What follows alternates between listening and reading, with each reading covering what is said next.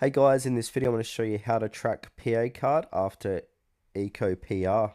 If you find this video helpful, please consider to like this video and subscribe to my channel. In saying that, let's just jump straight into the video.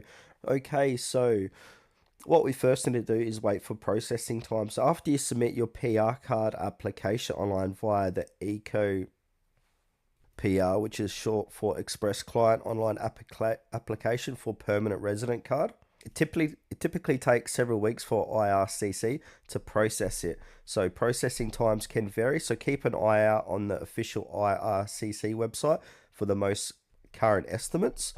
Also, what we can do, we could check via online tools. So what we need to do to come to this page is do a Google search for IRCC check application status page.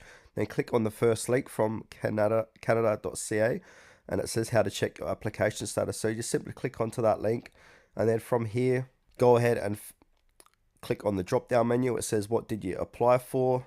And then from there, sign in using the same account, which is the GC key or sign in partner you used to apply. Then once logged in, you will see your application status and any updates as well. Also, you might receive email updates. So if you provided your email during your Ecopr submission, IRCC will also send status updates and any requests for any additional information directly to your email.